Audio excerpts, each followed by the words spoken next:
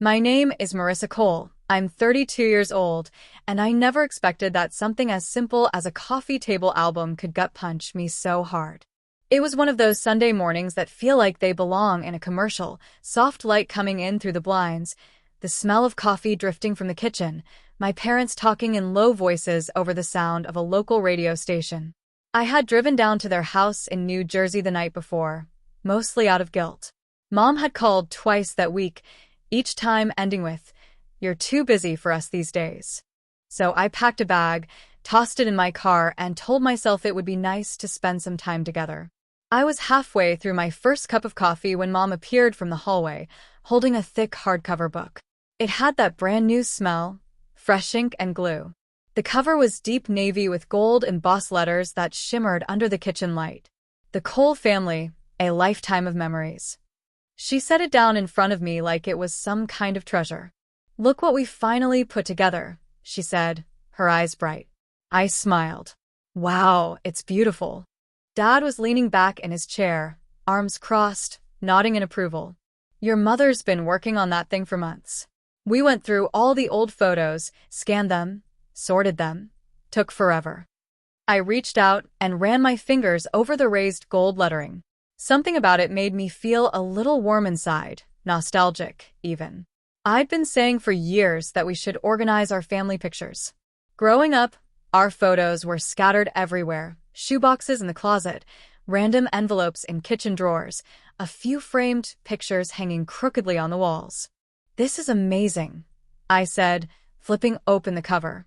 I expected to see my awkward high school photos, the time I wore braces and hated smiling, maybe the picture of me holding my college diploma with my cap sitting slightly crooked on my head. I expected to see our family vacations, especially the camping trip in Vermont where I'd saved my younger brother from tumbling into the icy river when he slipped on a rock. The first page had a baby picture of my brother, then one of me. Well, I thought it would be me. But instead, it was him again, this time at age 4, holding a toy truck. I brushed it off. Maybe my baby pictures were coming up later. I kept flipping. Page after page was filled with smiling faces, my parents, my brother, his wife, their 2 kids, old family friends, my aunts and uncles, hugging at Christmas, blowing out candles at birthdays, dressed up for weddings. I kept waiting to spot myself. I didn't. A weird, hollow feeling started to form in my chest. I slowed down, looking carefully at each spread. Surely, I'd just missed myself in the corner of a group photo or something. Then I turned to a page from my cousin's wedding. I remembered that day clearly. I had been there, wearing a pale green dress that I bought after spending hours searching for something that matched the garden theme. I remembered helping my cousin's mother carry extra chairs for the ceremony. I remembered dancing with my little niece when the DJ played Twist and Shout. In the book, there was a picture of my parents with my cousin, another of my brother and his wife holding champagne flutes, and one of my aunts laughing at the reception table. But no me. I flipped faster. Thanksgiving dinners, 4th of July barbecues, my dad's 60th birthday party where I stayed late to help clean up the mess. Every single event had everyone in it except me. My stomach started to twist. "Wait, where am I?" I asked, half laughing to hide the discomfort creeping into my voice. Mom was pouring herself more tea. "What do you mean?" "In the book," I said, turning the album around so she could see. "I'm not in any of these pictures." She glanced over briefly, shrugged, and took a sip. "Oh, well, you were always busy with work or living far away. These are just the moments we all shared." I froze. We all shared. I opened my mouth, then shut it. The heat in my chest spread, crawling up my neck. The way she said it made it sound like I'd never really been there at all, like my whole life had been lived on the outskirts of theirs. But I had been there. I'd driven hours after work to make it to birthdays. I'd flown home for holidays even when flights were expensive and I could barely take time off. I'd brought my camera to almost every gathering. I stared back at the album. Page after page, my family smiled, laughed, hugged, without me. Even in events I knew I had been part of, it was like someone had carefully cropped me out. The sound of the kitchen clock ticked in the background. My coffee had gone cold. Maybe I'm just not looking in the right spots, I muttered, more to myself than anyone else. I flipped back to the beginning, scanning every picture closely. But no matter how hard I looked, there I was. Not even a shadow, not even a blurred face in the background. The gold letters on the cover felt heavier now, like they were pressing down on me. The Cole family, a lifetime of memories. A lifetime, just not mine. I told myself not to overthink it. Maybe the book was just a random mix of photos. Maybe they didn't have any of me handy. But that explanation fell apart the moment I turned another page. There it was, a full spread of Christmas 5 years ago. The living room looked exactly the way I remembered it.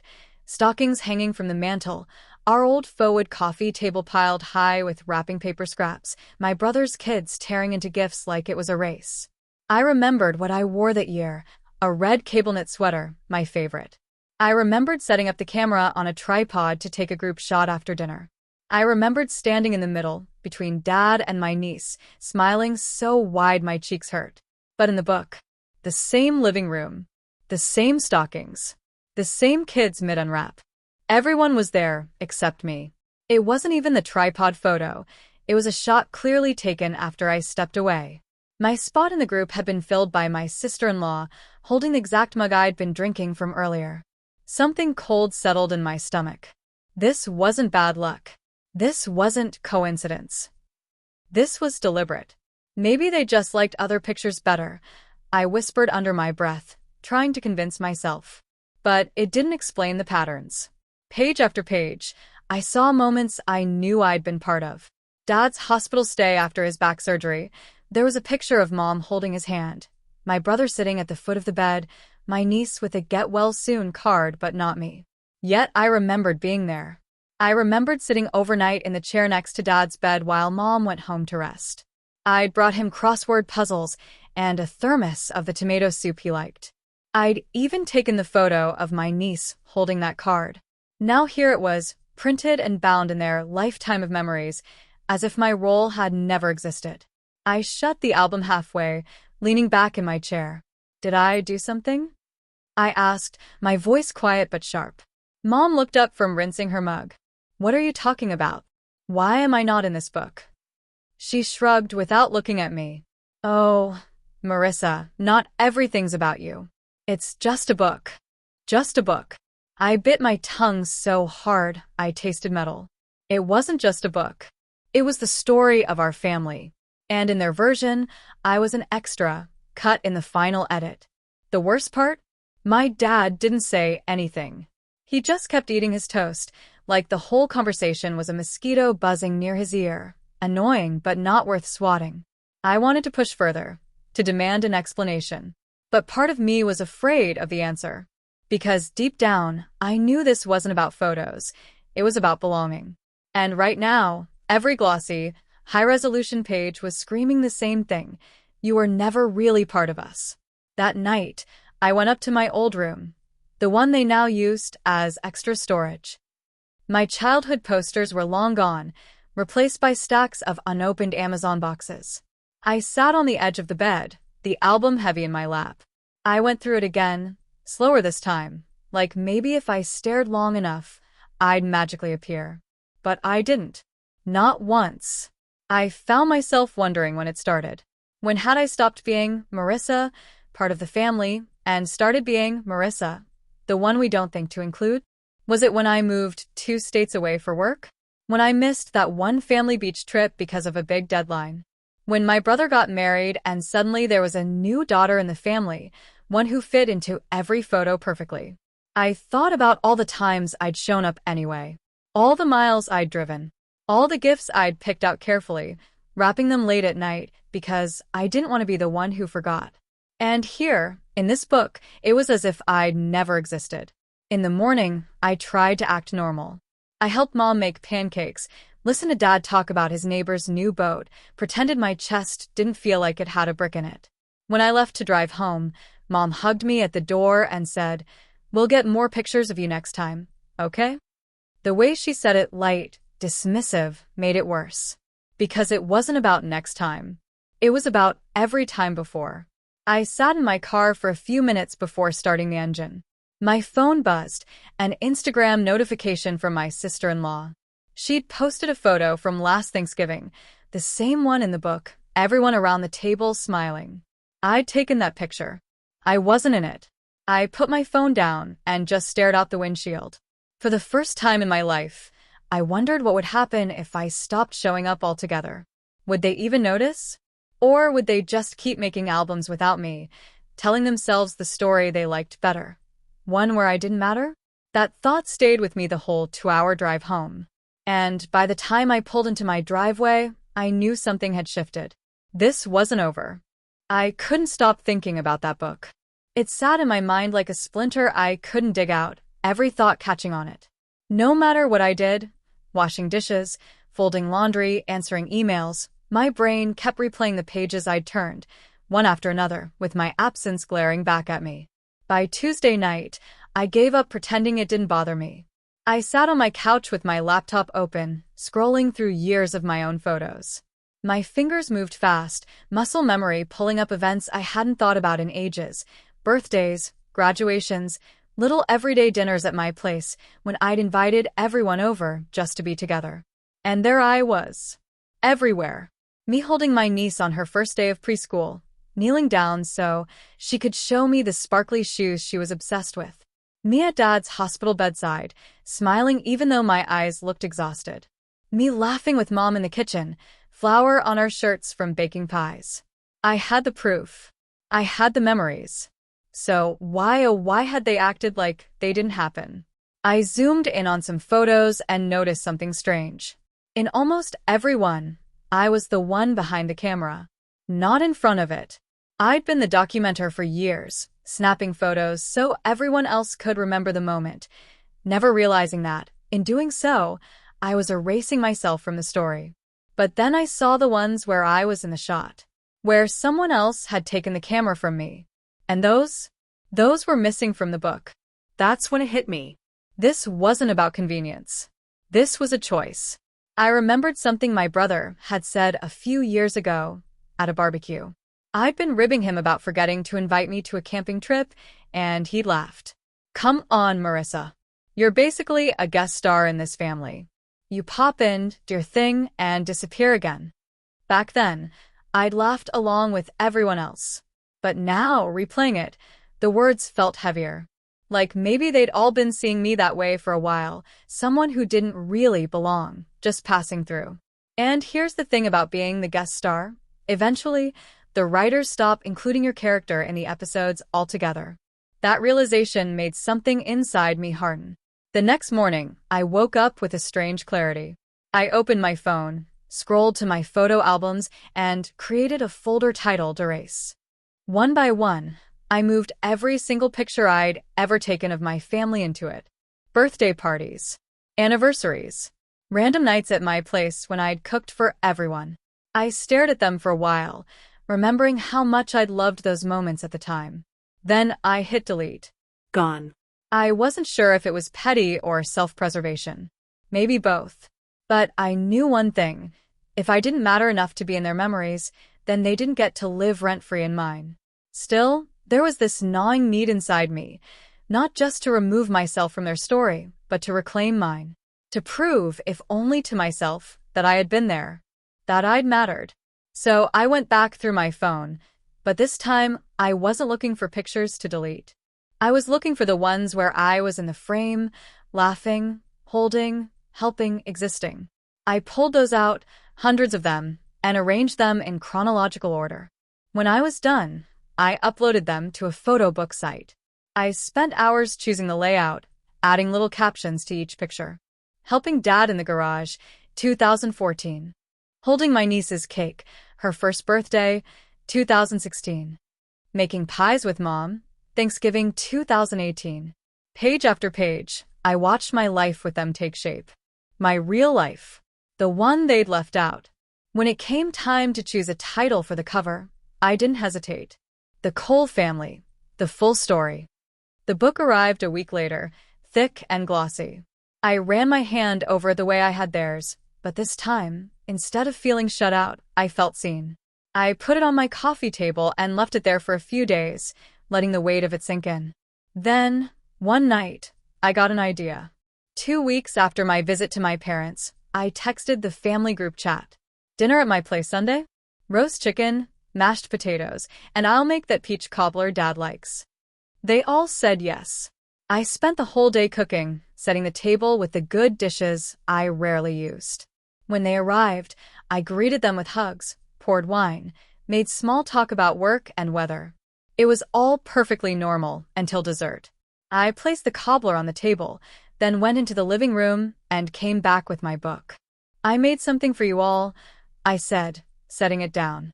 Mom smiled, thinking it was probably a recipe scrapbook or something.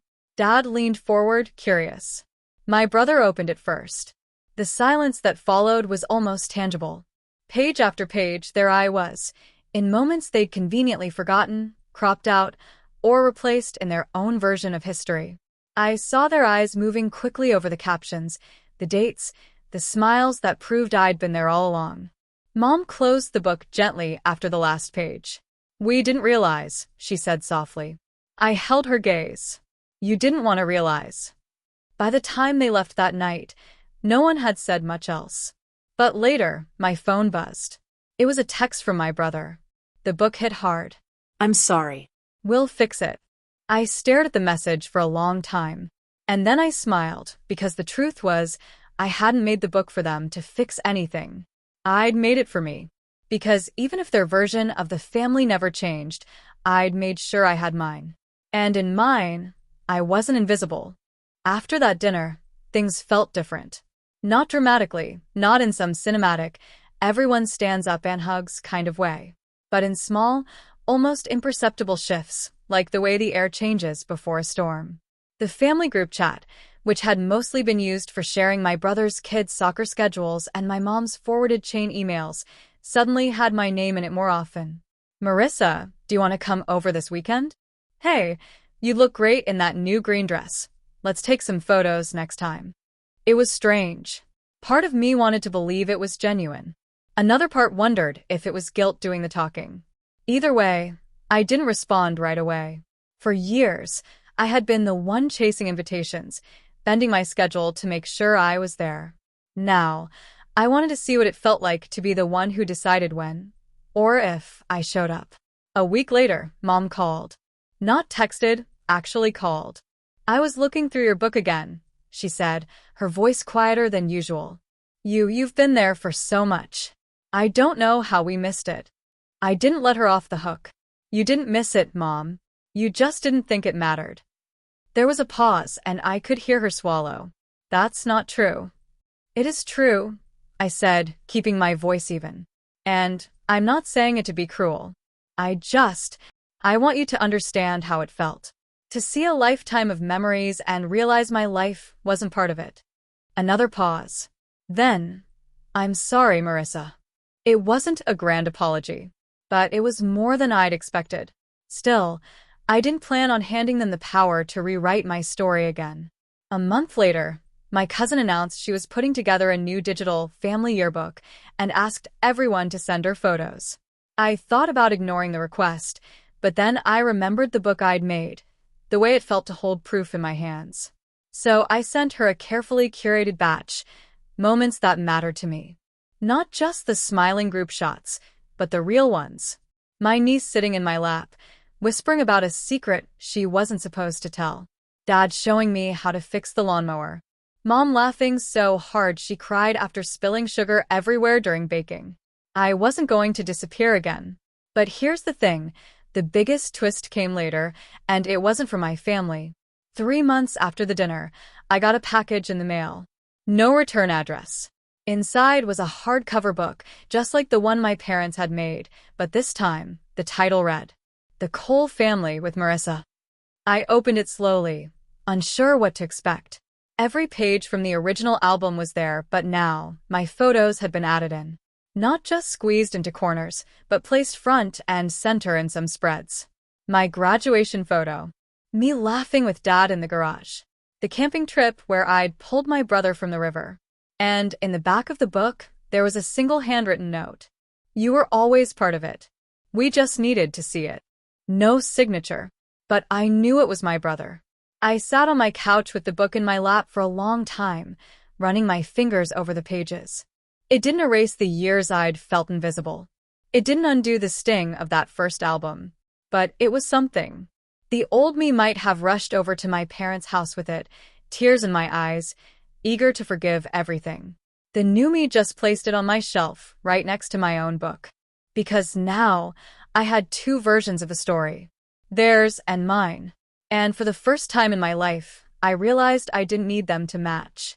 The next time I visited my parents, Mom had her phone out almost constantly, snapping pictures of me stirring soup, sitting with Dad in the backyard, playing cards with my niece. She'd even asked, "Can you send me that picture you took of us earlier?" And while part of me knew some of it was performative, proof that they were including me, now another part felt a quiet satisfaction. Not because I'd finally been let in, but because I had stopped waiting for someone else to write me into the story. The real consequence of that photo book wasn't that my family started treating me differently. It was that I started treating myself differently. I stopped bending my life into shapes that fit their expectations. I stopped showing up to every event just to prove I cared. I stopped waiting for their approval before deciding if my memories mattered. And in a strange way, I think they respected me more for it. A few weeks later, I hosted another dinner. This time, I didn't bring out any books. I didn't need to. I just enjoyed the food, the laughter, the clinking of glasses. When my niece ran over and asked me to take a selfie with her, I said yes. We both leaned in, smiling so big our faces barely fit in the frame. I kept that photo. Not for a book. Not to prove anything. Just because it made me happy. Because that's the twist no one sees coming. Once you stop waiting to be seen, you realize you've been visible all along. You just needed to look in your own direction.